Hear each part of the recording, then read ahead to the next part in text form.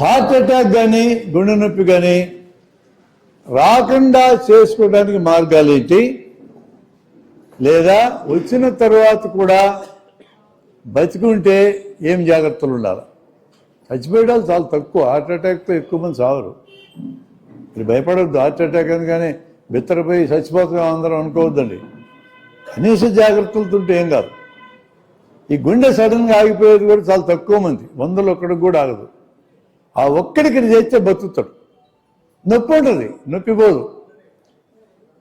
నొప్పి మాత్రలు తింటే పోదు, గుండెపోటులో నొప్పి పోదు మాత్రలు తింటే. దానికి తగిన మందు పడాల్సిందే, ఐసీయూలో పోయి చేరాల్సిందే. అలా ఐసీయూలో చేరాలన్నప్పుడు నువ్వు ఇంట్లో ఉన్నావు, నీకు హార్ట్ అటాక్ వచ్చింది, నీకు అనుమానం వచ్చింది, ఒక్క మాత్ర కానీ వేసుకుంటే నువ్వు హాస్పిటల్కి పోయేదాకా అరగంట టైం దొరుకుతుంది. ఆ మాత్ర పేరు నేను చెప్తా మీకు. మీ అందరి పరిసరాల్లో మాత్రలు ఉండాలి. మీరు మేకప్ సామాగ్రి పెట్టుకుంటే సంచులు తెచ్చుకున్నారు చూడండి, ఆకలి ఉండాలి ఆ మాత్రలు. మీ అందరి జేబులు పరిసరాలు ఉన్నాయి, దాంట్లో ఆ మాత్రలు ఉండాలి.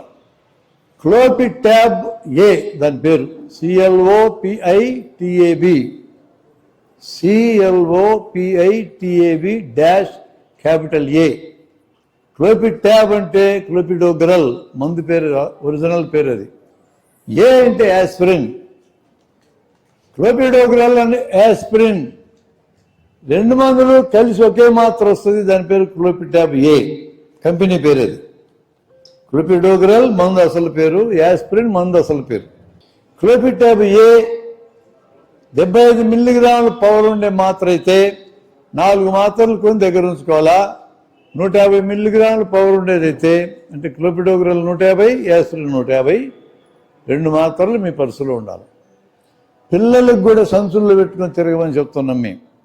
ఈ కార్యక్రమంలో భాగం కింద ఇది నేర్పించడమే కాకుండా అపార్ట్మెంట్లో అమ్ముతున్నాం మేము ఈ మాత్రలు, జేబులో పెట్టుకొని తిరగండి రాని. లాభానికి ఏంలే, పట్ట ఖర్చుకు అమ్ముతాం, జేబులో పెట్టుకొని తిరగండి. పిల్లలకి ఎందుకని మీరు అనొచ్చు, వాళ్ళకి హార్ట్ అటాకులు రావు. ఇందాక చెప్పేవాళ్ళు టీచర్లకు వస్తాయి, అమ్మనాళ్ళకి వస్తాయి. ఇందాక సంచులు అటక్కి తీసి మింగరా అంటాడు. అరగంట టైం దొరుకుతుంది, ఈ అరగంటలో నువ్వు ఆసుపత్రికి వెళ్ళిపోవచ్చు. ఒక్కసారి నువ్వు హాస్పిటల్కి వెళ్ళి డాక్టర్ దగ్గర పడితే, అది గుండె జబ్బులకు వైద్యం చేసే హాస్పిటల్ అయితే నిన్ను సావనీయుడాడు. ఎందుకని? నువ్వు బతికితే ఆడికి లాభం, నువ్వు పోతే ఆడికేమొస్తుంది చిప్ప.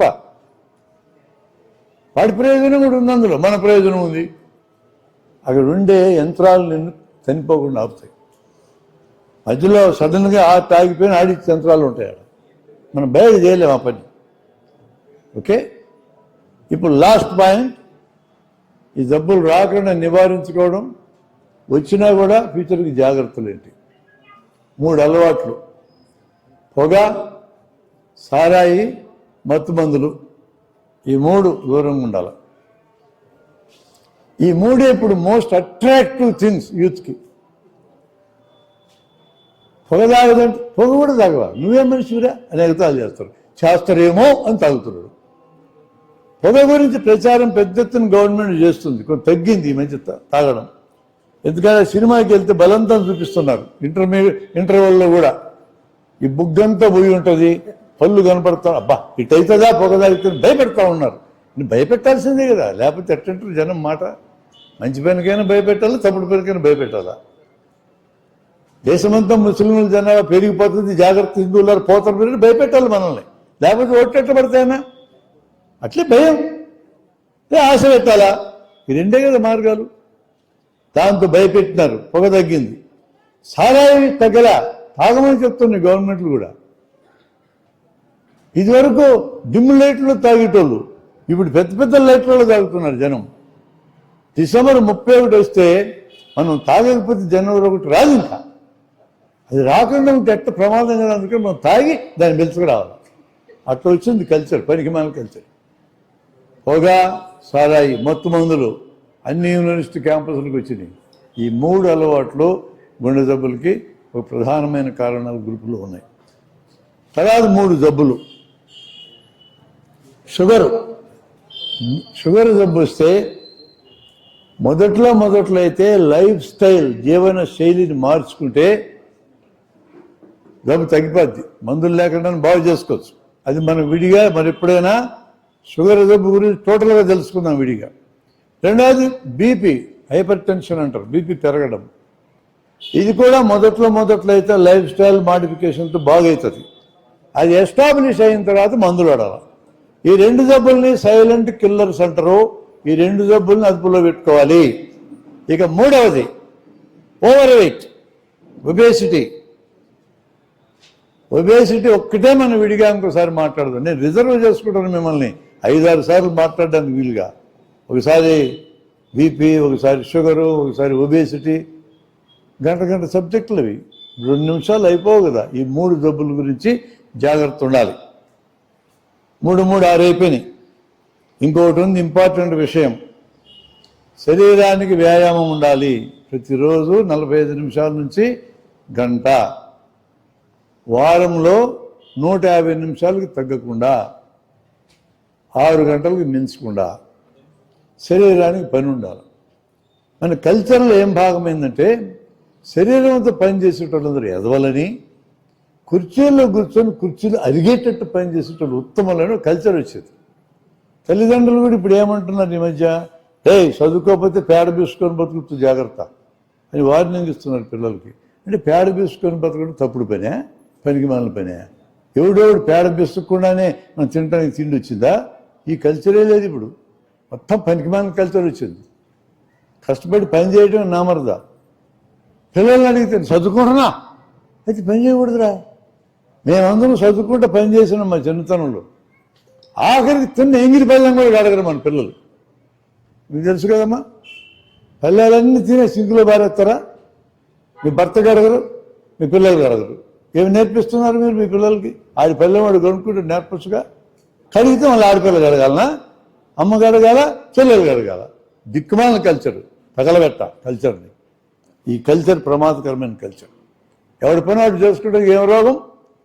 నేను తిట్టినందుకు ఏం ఫీల్ కాకండి. ఒకవేళ ఫీల్ అయితే ఇంటికి పోయి కడగడం మొదలు పెట్టండి. నేనైతే గడుగుతా, ఎవరింటికి వచ్చినా గడుగుతా. అన్నం పెడితే పల్లె నేనే గడిగి పెట్టేసుకుంటా. వాళ్ళకి అడగ నేను. నా ఎంగిలంతా ఎవడన్నా ఎందుకు దాకాలా? నా కన్సెప్ట్ అది. అది కరెక్టే కాదు, అవతల పెట్టండి, మీ ఇష్టం, మీరు పాటిస్తారు లేదు, నాకు ఎందుకు వచ్చింది గొడవ చెప్తున్నాను నేను. కల్చర్, హెల్త్ కల్చర్ మాడిఫై అయింది, వర్క్ కల్చర్ మాడిఫై అయింది. కష్టపడి శరీరంతో పని చేయడం నామర్థనే పిక్చర్ వచ్చింది. అది గుండె జబ్బులు రావడానికి కారణం అవుతుంది. ఇది లాస్ట్ జాగ్రత్త. టెన్షన్ లేకుండా బతకాలా. టెన్షన్ లేకుండా బతకడం కుదరదు. పిల్లలకు టెన్షన్ తగిలిచ్చినాం మనం. మార్కుల టెన్షను, ర్యాంకుల టెన్షను. ఇదివరకు ఏదో యూత్ అలాంటి వాళ్ళు వస్తున్నారు మా దగ్గరికి, ప్రేమ వైఫల్యమనో ఉద్యోగం రాలేదనో. ఇప్పుడు ఇంత బుడ్డోళ్ళు వస్తున్నారు మా దగ్గరికి, అమ్మాయిలు అబ్బాయిలు. అమ్మో తలనొప్పి అంటారు, అమ్మో గుండె నొప్పి, అమ్మో కడుపు నొప్పి. ఆడు ముఖం చూస్తేనే మాకు అర్థమవుతుంది నా కొడుకు ఏది లేదు. పండగ చేసుకుంటాం మేము. తలనొప్పికి ఎంఆర్ఐ స్కాన్ చేయిస్తాం 4,000. గుండె నొప్పికి 3 పరీక్షలు 3,000. కడుపు నొప్పికి స్కాన్ చేయిస్తా. మీరు రావాలా మాకు మా దగ్గరికి అట్టే. ఈ చిన్నపిల్లలు అమ్మో తలనొప్పి, అమ్మో కడుపు నొప్పి, అమ్మో గుండె నొప్పి, రోగమే లేదా వాళ్ళకున్న రోగం వల్ల ర్యాంకుల రోగమో మార్కుల రోగమో. అది ఎవరు తెచ్చిపెట్టినారు? మనమే తెచ్చిపెట్టినారు. ఎవడూ తెచ్చిపెట్టలేదు. అమ్మ నాన్నలే ఈ రోగం తెచ్చిపెట్టినారు. ఈ అమ్మ నాన్నలే భయపడి ఉచ్చలు వేసుకొని మా దగ్గరికి వస్తారు. 2-3 వేలు జేబులు వేసుకొని మొత్తం అయిపోయేదాకా మా దగ్గర ఖర్చు పెట్టి హ్యాపీగా వెళ్తారు. అది రోగమే కాదురా నాయన, టెన్షన్తో వచ్చేది.